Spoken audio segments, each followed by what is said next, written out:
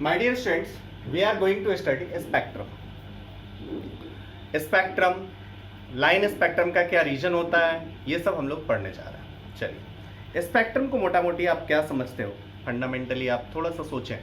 तो स्पेक्ट्रम क्या आपको दिखाई देता है. आप व्हाइट लाइट का एक सोर्स लीजिए, कहाँ से, जस्ट हमारे घर में इनकैंडेसेंट लैंप होता है वगैरह वगैरह, उससे आप लीजिए, व्हाइट लाइट के सोर्स को लीजिए और उस सोर्स को प्रिज्म से पास कराइए.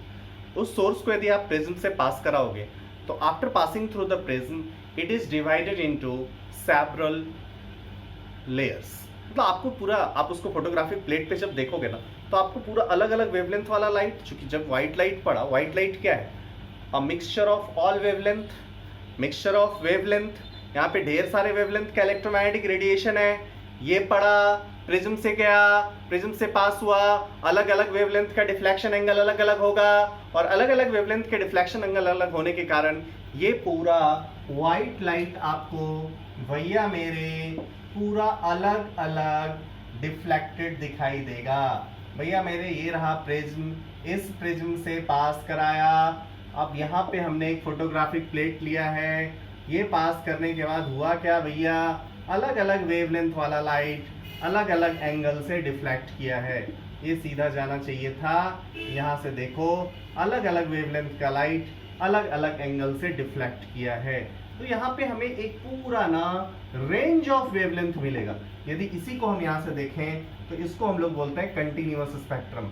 मतलब हम लोगों ने क्या किया ना, इस व्हाइट लाइट में जो भी वेवलेंथ थे सबको हमने देख लिया कि कौन कौन सा वेवलेंथ है और हमें कंटिन्यूअस एकदम वायलेट से लेकर रेड तक का वेवलेंथ मिलता चला गया. This first is called, this one is called continuous spectrum. आपने क्या किया, यहाँ से व्हाइट लाइट लिया, व्हाइट लाइट को प्रिज्म से पास कराया और ये जो स्पेक्ट्रम मिला हमें, इस स्पेक्ट्रम को हम लोग बोल रहे हैं कंटिन्यूअस स्पेक्ट्रम. समझ में आ गया होगा, अंडरस्टूड. नाउ नेक्स्ट पार्ट हम लोग इसका लाइव क्लास में टिक देखेंगे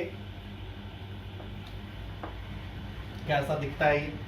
नाउ नेक्स्ट थिंग जो हम लोगों ने बात करा that is emission spectrum. Emission spectrum ये कैसा होता है मेरे भाई, जरा देखिए.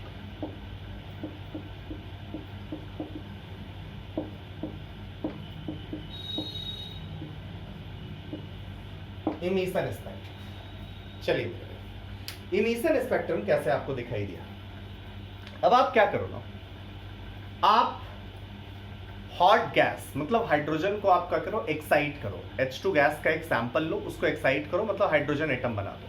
ठीक, आपने जब उसको हाइड्रोजन एटम बना दिया है, अब उस हाइड्रोजन एटम पे आप क्या करो, एक लाइट सोर्स लो. या आप सिंपली सोचो कि वो डिस्चार्ज ट्यूब है ना, उस डिस्चार्ज ट्यूब से जो लाइट आ रहा है उसको हम लोग ऑब्जर्व कर रहे हैं, उसको हम लोग प्रिज्म से पास करा रहे हैं. उसको यदि हम प्रिज्म से पास कराएं तो हमें क्या दिखता है.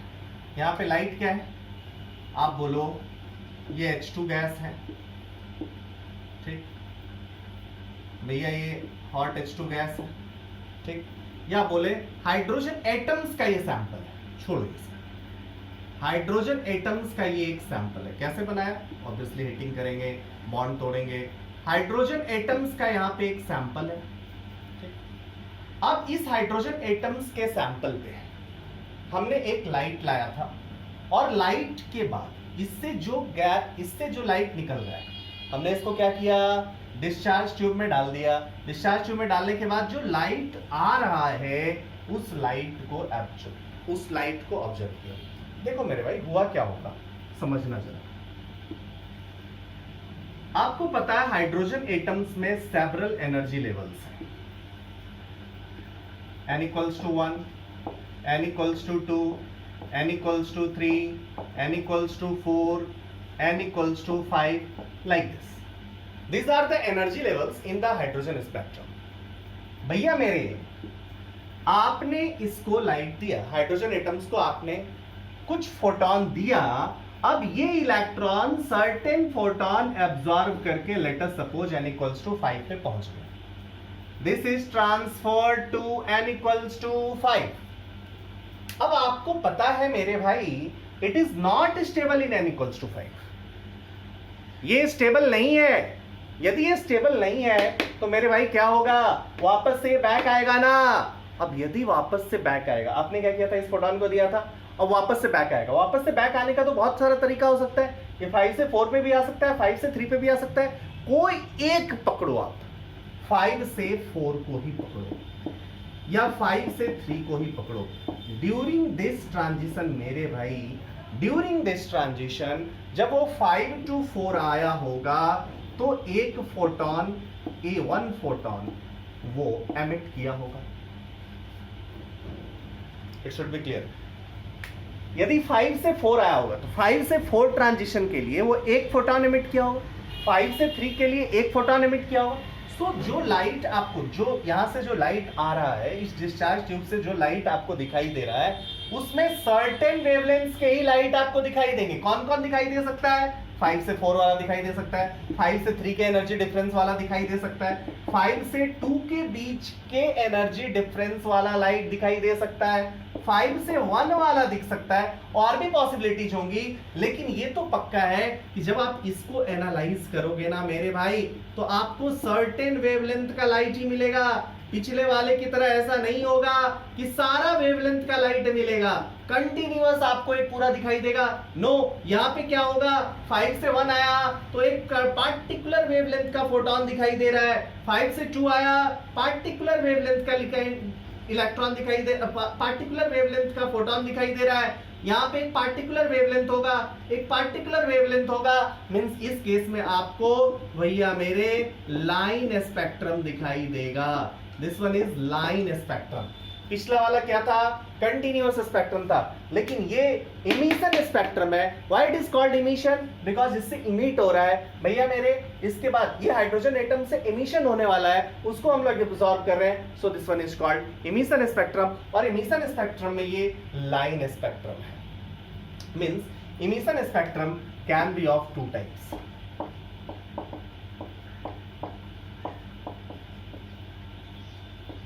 Line spectrum and band spectrum. भैया मेरे एक सेकेंड टाइप का हो सकता है, एलिमेंट्स नहीं, यहाँ पे मॉलिक्यूल लिया, एटम्स नहीं मॉलिक्यूल ले लिया, तो उसमें क्लोजली स्पेस्ड लाइंस हो सकते हैं। और यदि ये क्लोजली स्पेस्ड लाइंस होगा तो इस केस में ये बैंड स्पेक्ट्रम हो जाएगा। सो इस केस में ये बैंड स्पेक्ट्रम हो जाएगा। क्लियर है? ओके। सो अब आपको इमिशन स्पेक्ट्रम समझ में आ गया। आज का जो टॉपिक है भैया मेरे, वो इसी पे बेस्ड है। यहां से कुछ क्वेश्चंस पूछता है और इसी इमिशन स्पेक्ट्रम पे बेस्ड कहानी हम लोग करेंगे। चलिए, सो topic is maximum number of lines in the emission spectrum. इसकी जरा कहानी करते हैं। सो टॉपिक इज, रिंग डाल लेना,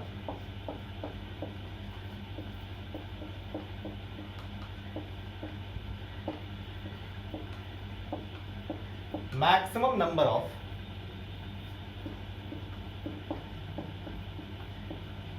लाइन्स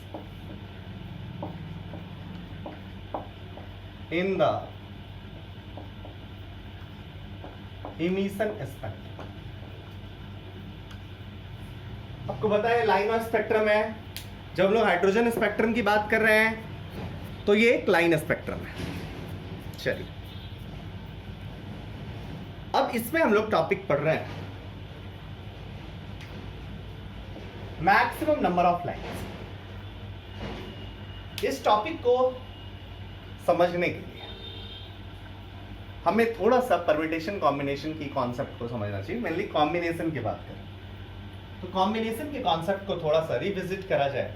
वैसे आपने क्लास 9-10 में इसको पढ़ रखा है ऑलरेडी, बट थोड़ा रिविजिट करें, देखें कि हमने क्या पढ़ा है और क्या नहीं पढ़ा था। ओके माय डियर स्टूडेंट्स, आप late us suppose ABC 3 people हैं, 3 लोग हैं, 3 स्टूडेंट्स हैं, और इसमें 2 स्टूडेंट्स की कमिटी बनाना चाहते हो। नंबर ऑफ वेज आपके पास क्या होंगे, A B, इन दोनों को एक साथ रख सकते हो, A के साथ C को भी रख सकते हो, B के साथ C को रख सकते हो, you have three possibilities. Okay. Let us suppose now 3 नहीं, आपके पास 4 लोग A B C D, इसमें 4 में से आपको 2 के कॉम्बिनेशंस बनाने हैं. सो आपके पास कॉम्बिनेशन हो सकता है A के साथ B का, A के साथ C का, A के साथ D का, B के साथ C का, B के साथ D का और C के साथ D का. सो आपके पास भैया मेरे टोटल 6 वेज है टोटल, इसके बाद कोई नहीं. 6 वेज में आप इसको कवर कर सकते हैं. अब आप बोलोगे 3 4 है तो ऐसे हम लोग काउंट कर ले रहे हैं, बिकॉज एक को फिक्स रख रहा है इधर वेरिएबल, फिर इसको फिक्स रख रहा है इधर वेरिएबल, इसको फिक्स रख रहा है इसका वेरिएबल, तो हम लोग बनाते चले जा रहे हैं.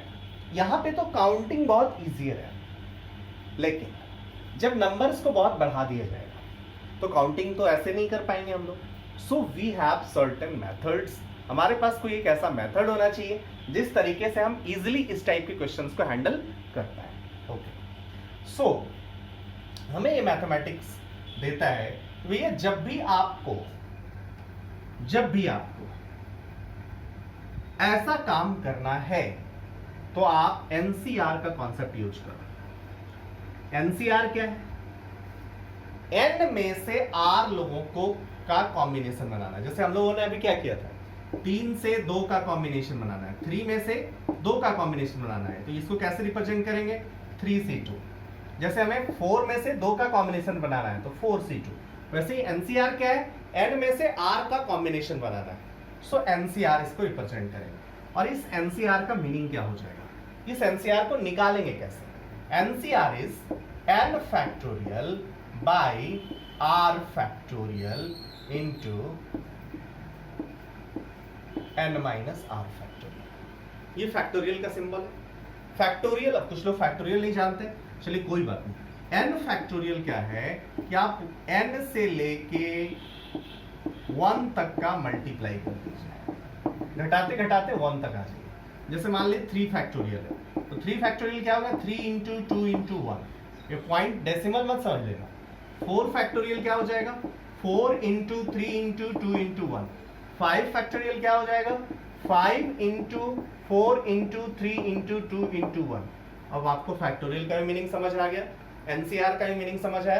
दिस इज द फॉर्मूला जो हमें जरूरत है. हमें इसकी भी जरूरत नहीं है, हमें एक्चुअली इससे भी आसान की जरूरत है. हमें बस 2 का कॉम्बिनेशन ही बनाना है. सो इस सबको भूल जाएं, हमें बस 2 का कॉम्बिनेशन बनाना है मेरे भाई. सो 2 का कॉम्बिनेशन बनाने के लिए हमें जो यूज होगा दैट इज NC2. ठीक, n में से हमें 2 का कॉम्बिनेशन बनाना है. यदि n से 2 का कॉम्बिनेशन बनाना है, इसको कैसे रिप्रेजेंट करेंगे? n factorial by 2 factorial n minus 2 factorial. मेरे भाई समझ आ गया हो गई? r की जगह 2 रख दिया और कुछ नहीं किया. चलिए अब जरा देखते हैं. n फैक्टोरियल को यदि लिखना है तो मैं ऊपर n से घटाना शुरू करूंगा. n से एक घटाया, n इंटू n माइनस 1. इससे एक और घटाया, n minus 2, n minus 2, n minus 3, n minus 4 से लेके 1 तक हुआ. नीचे वाला 2 factorial that is 2 factorial 2 into 1. और इधर वाले की बात करें तो n माइनस 2 फैक्टोरियल इधर है, चूंकि n माइनस 2 से 1. अब आप बोलोगे ये वाली जो चीज है ना, इसी को कंबाइन करके n माइनस 2 फैक्टोरियल नहीं लिख सकते? n माइनस 2 से लेके 1 तक तो ये n माइनस 2 फैक्टोरियल है, तो आप कहोगे ये दोनों हो जाएगा कैंसल. सो NC2 जो आपको दिखाई देगा मेरे भाई, वो सीधा n into n minus 1 by 2 दिखाई देगा. क्लियर है? It should be clear to all of you. हमें NC2 जो दिखाई देगा that is n into n minus 1 by 2 दिखाई देगा मेरे भाई. अब इसी चीज को हमें यूज करना है. मतलब किसी को ये नहीं समझ आ रहा है तो जस्ट फॉर्मूला याद कर लो भैया, काम चल जाएगा. वैसे इसमें कोई रॉकेट साइंस है नहीं जो आपको समझ में नहीं आए. चलिए, सो अभी जो हमारे पास आया NC2 is n into n minus 1 by 2. इसी को हम लोग यूज करेंगे. चलिए अब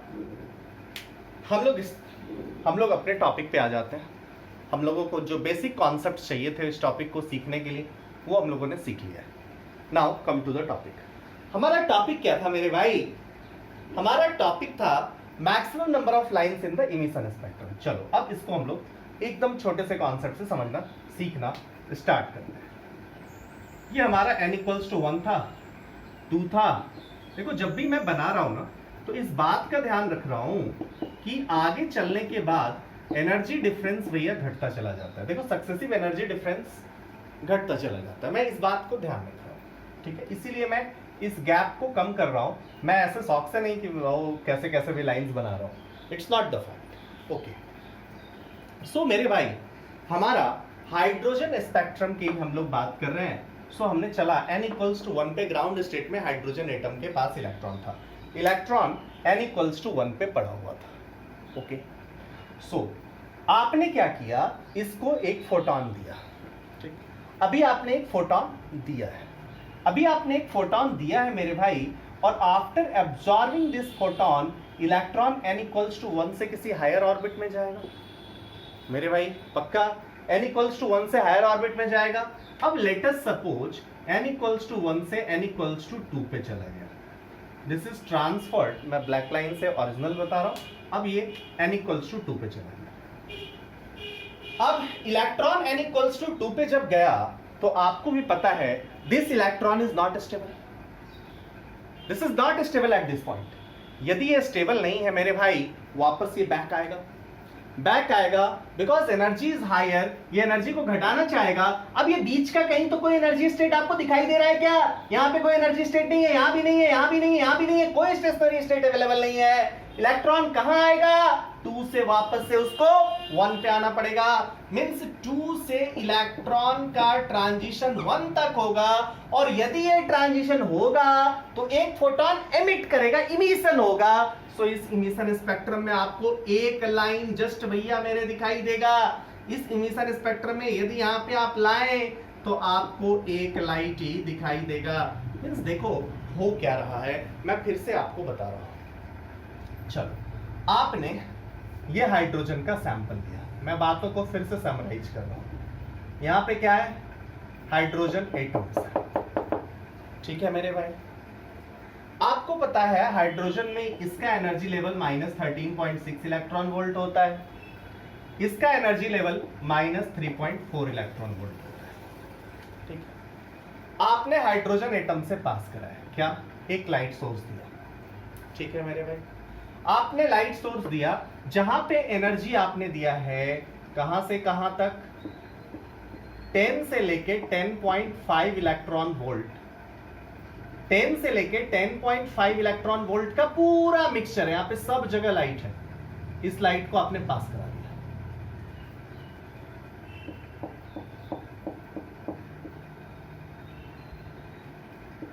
इसका स्पेक्ट्रम यदि आप स्टडी करें तो ये पूरा कंटिन्यूअस स्पेक्ट्रम है, ठीक। 10 से लेके 10.5 इलेक्ट्रॉन वोल्ट। ओके मेरे भाई, अब आपने क्या किया? इसके पास करने के बाद आपने ऑब्जर्व किया कि जब इस सैंपल से पास किया, इसके बाद आप स्पेक्ट्रोस्कोपी ले लिया और देखा कि कौन क्या है। इसके जो इससे जो पास कर रहा है लाइट, ये जो पास करने के बाद जो लाइट बचा, इस लाइट में क्या हुआ आपको दिखाई देगा मेरे भाई। बीच वाला एक कौन सा? 10.2 वाला गायब है। मतलब मेरे भाई ऐसा है ना, यहां से यहां तक सब लाइट था, यहां से यहां तक सारा लाइट था,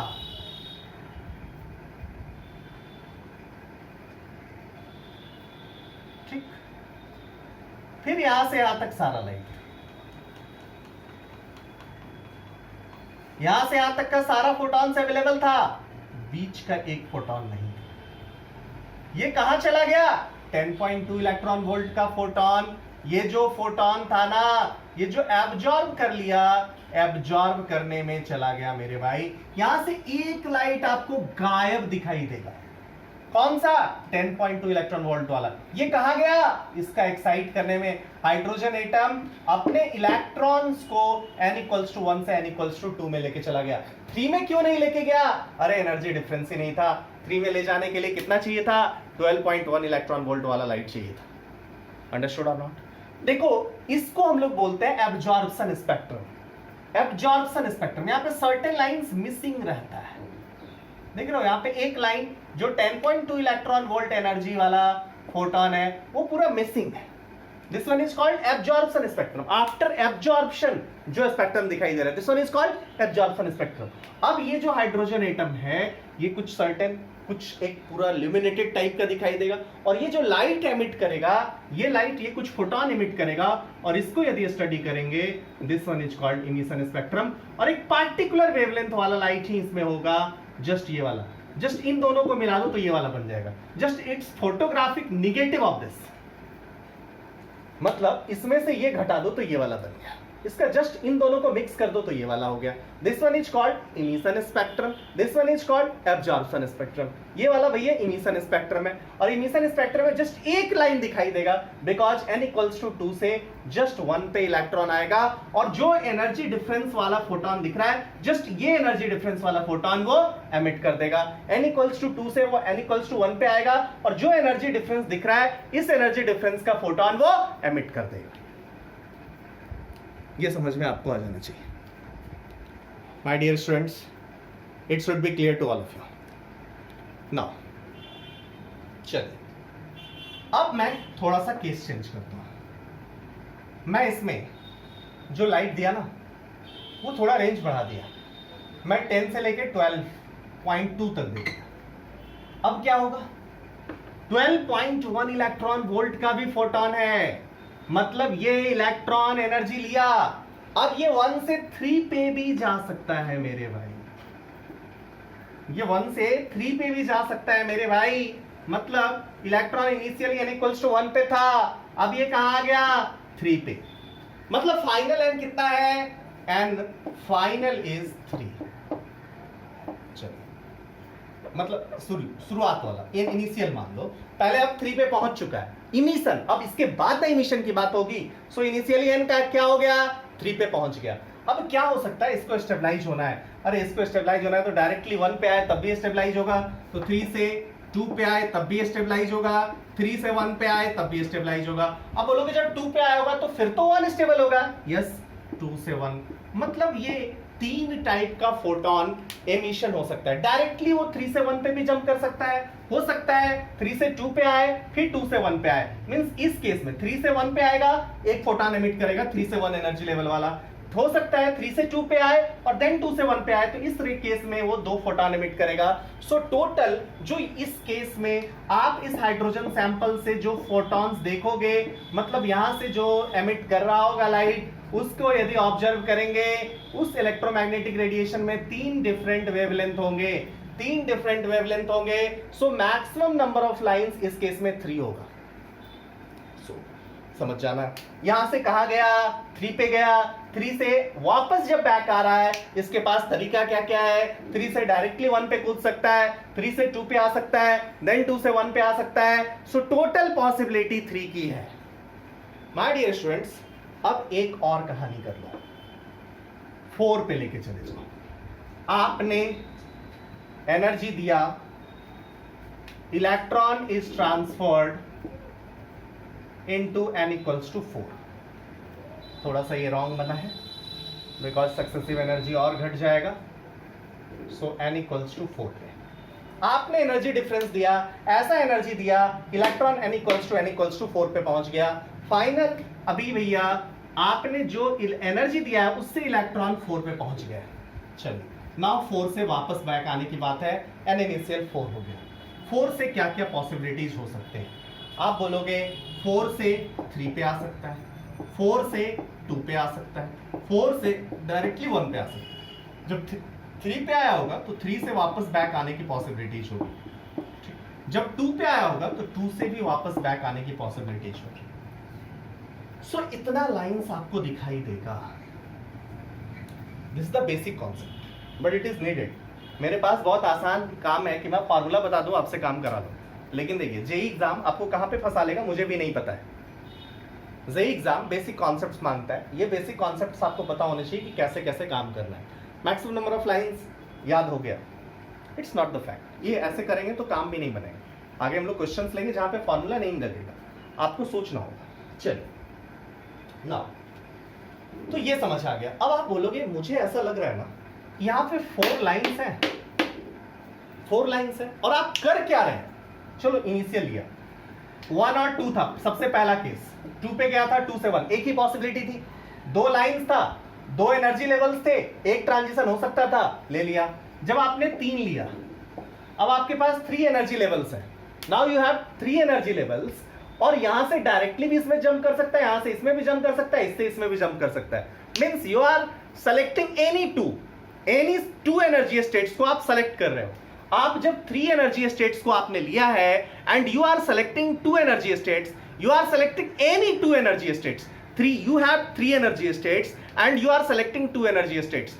ये कितना हो सकता है, 3 में से 2 का कॉम्बिनेशन बनाने वाला ही क्वेश्चन हुआ ना। मींस इसका आंसर होगा भैया मेरे 3C2।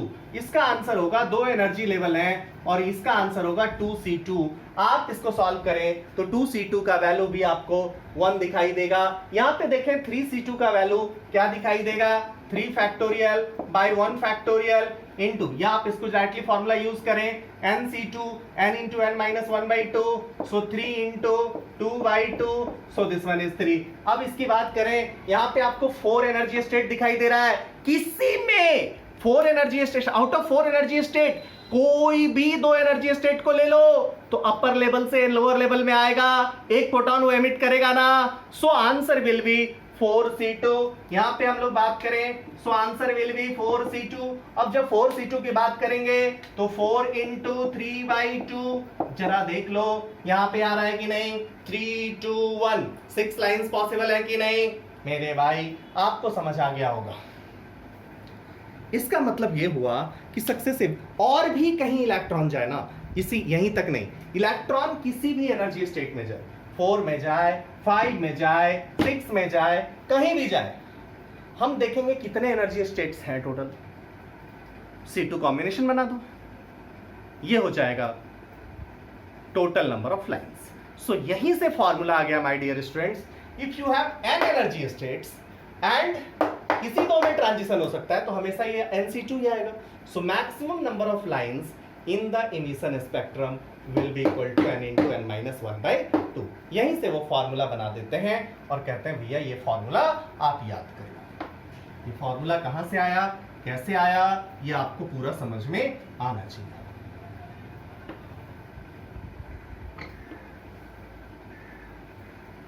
चलिए सो हम लोग लिख लेंगे, क्या लिखेंगे, maximum number of lines in the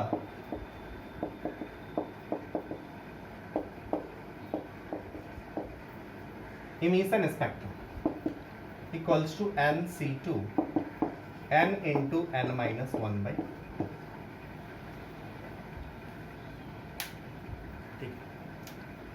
अब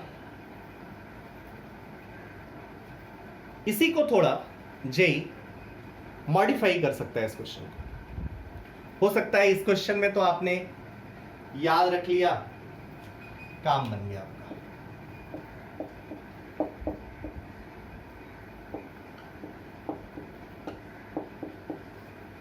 ठीक,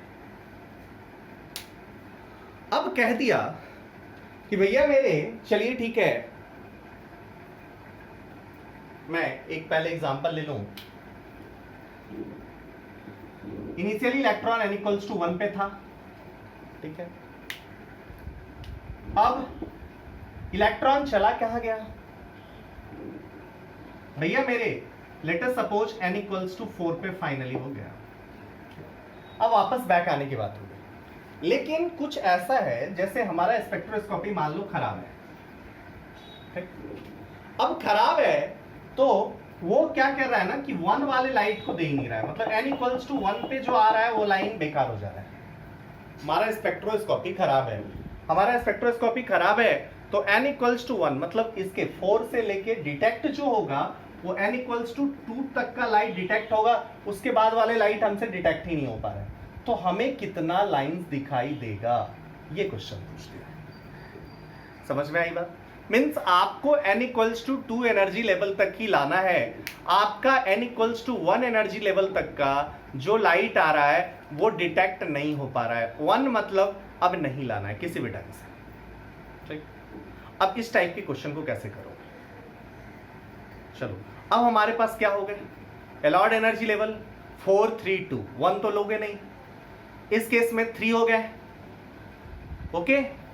तो अब आप इसको कैसे कैसे डिफाइन करोगे? ठीक है, फॉर्मूला बनाने वालों ने यहां भी फॉर्मूला बना दिया। Let us suppose you have n energy levels and out of which r energy levels is not allowed, ठीक, out of which r energy levels is not allowed. Total n energy levels, n energy levels is present, but in R energy levels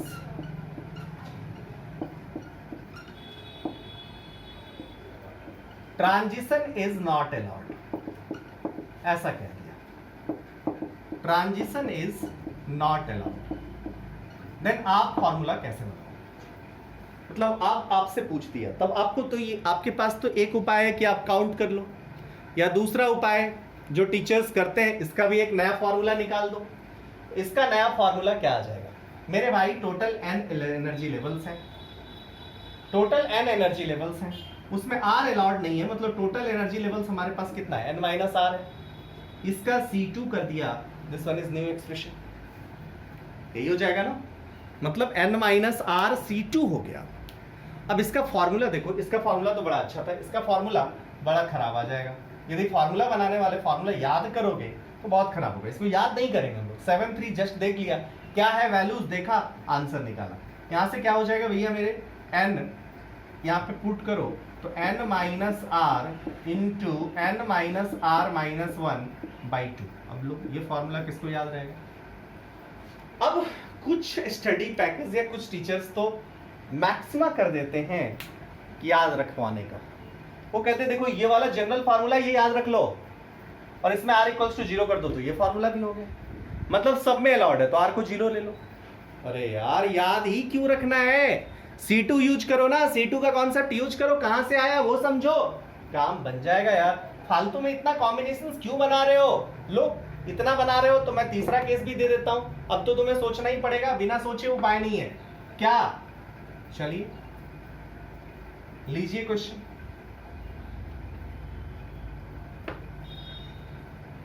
equation के through मैं लेता हूं और इसके several cases को discuss करता हूं, आपको खुद समझ आ जाएगा।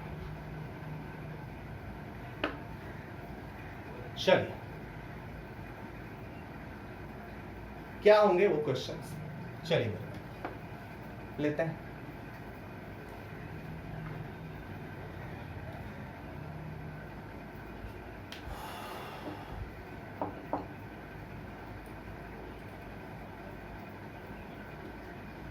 If by taking suitable wavelength electron in hydrogen atom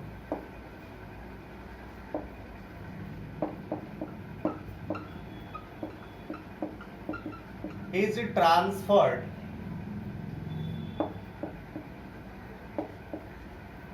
into n equals to 5, then first maximum number of lines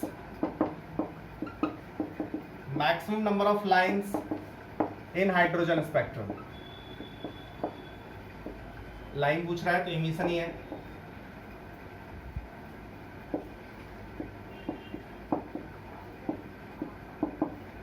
maximum number of lines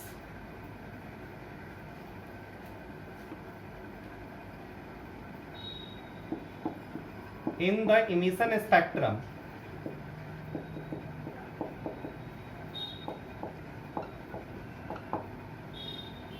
if n equals to 1 and n equals to 2, energy level is not allowed for transition. इसी question को दूसरे तरीके से भी पूछा जाता है. Third question इसी का, maximum number of lines in Lyman series.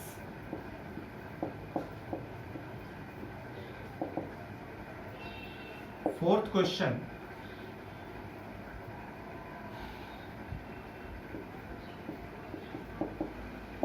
maximum number of lines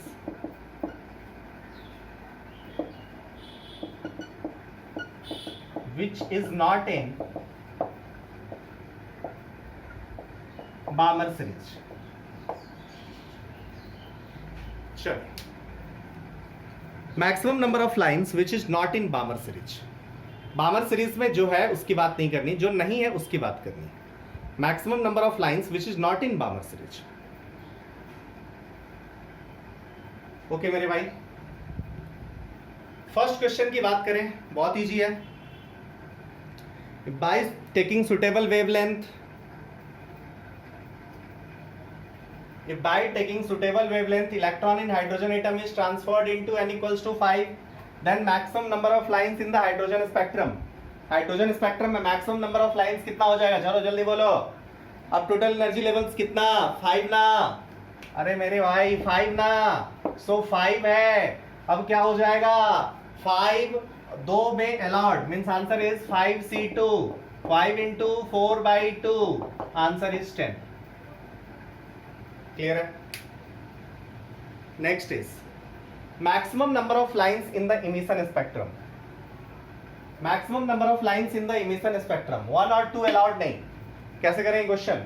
1 और 2 वाला नहीं देख पा रहा है, किसी भी कारण से ऑब्जर्व नहीं कर पा रहा है. अब हमारे पास एनर्जी लेवल कितना हो गया? 5 है, 4 है, 3 है. 3 एनर्जी लेवल हुआ. 1 2 तो अलाउड नहीं है. Answer is only 3c2. 3c2 means 3 into 2/2, that is 3. Maximum number of lines in Lyman series. चलो थर्ड वाला पार्ट, यही मैं कह रहा था. अब आपको सोचना हो जाएगा maximum number of lines in Lyman series. Lyman series में मैक्सिमम नंबर ऑफ लाइंस कितने होंगे? बोलो मेरे भाई. थर्ड. चलिए, जो लोग केवल वीडियो देख रहे हैं वो थर्ड और फोर्थ को रिप्लाई करेंगे. हम लोग थर्ड एंड फोर्थ क्लास में डिस्कस करेंगे. लाइव क्लास में डिस्कशन होगा, यहाँ पे हम लोग डिस्कस नहीं करेंगे. जरा देखेंगे कितने लोग इसको सॉल्व कर पाते हैं. चलिए, now move to next part.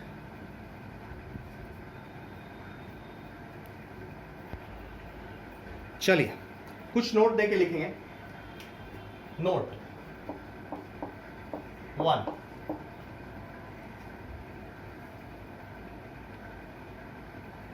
line spectrum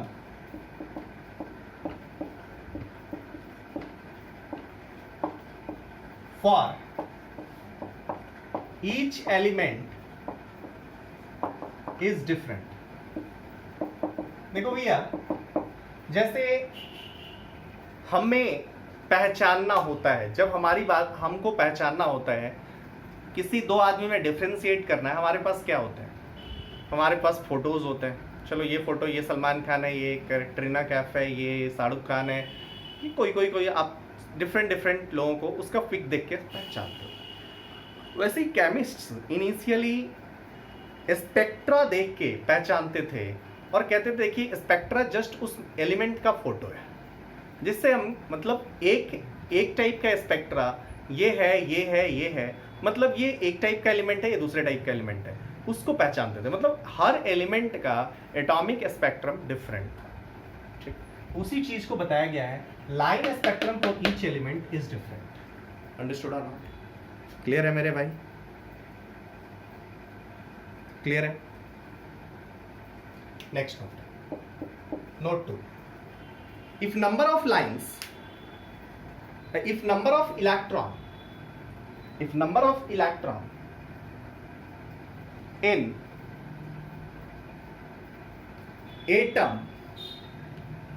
atom if number of electron in atoms are same, then line spectrum will be of similar type.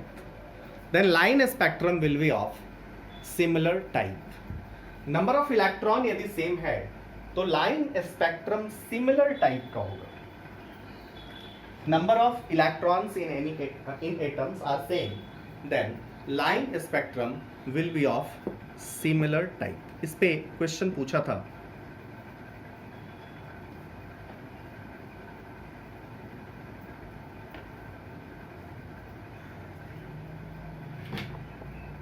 Question था, which of the following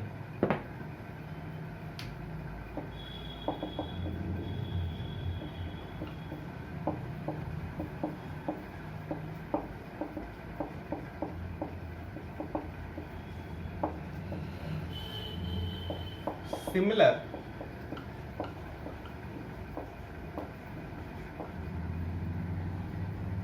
spectrum as of hydrogen?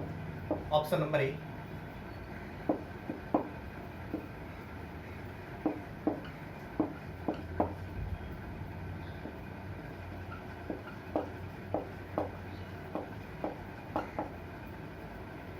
चलिए जल्दी, क्या होगा answer?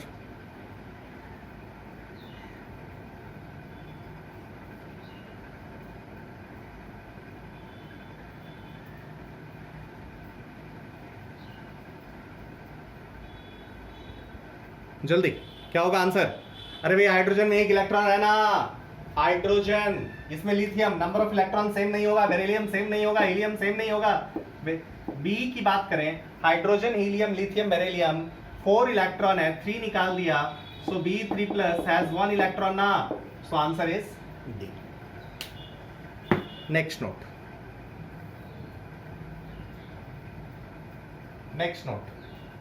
Number of lines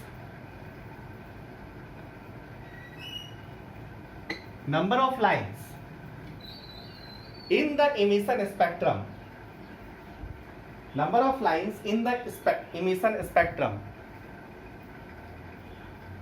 depends on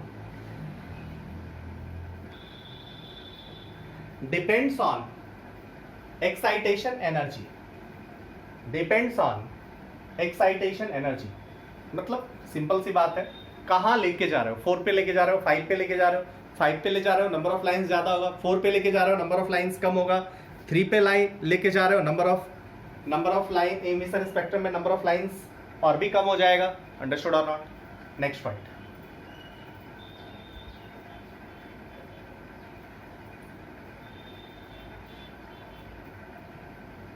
in case of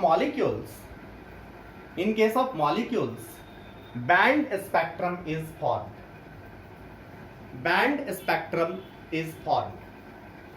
Since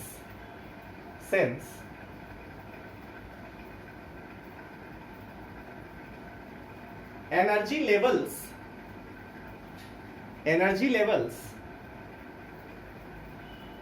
are approximately same, hence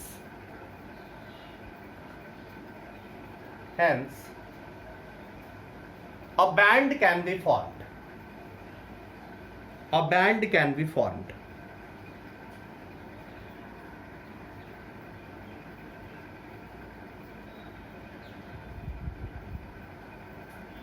चलिए, so during this video हम लोगों ने maximum number of lines का डिस्कशन किया, इमिशन स्पेक्ट्रम के स्टडी किया, एब्जॉर्प्शन स्पेक्ट्रम को देखा क्या होता है. एब्जॉर्प्शन स्पेक्ट्रम का थोड़ा सा मैंने बात बताया, रेस्ट में लाइव क्लास में ले लिया. Emission, absorption, number of lines, इसकी कहानी करी, कंटिन्यूअस स्पेक्ट्रम की बात करा और डिस्क्रीट की बात करी, ये सब जो हो रहा है, बैंड स्पेक्ट्रम का बात करा। सो ये सारी बातें आपको समझ में आ जानी चाहिए। Now you are ready to start NCERT. अब आप पढ़िए, करिए क्वेश्चंस, एनसीईआरटी के क्वेश्चंस चाहे एग्जाम के क्वेश्चंस करेंगे, आपको कोई दिक्कत नहीं होगी। Thank you for watching this lecture.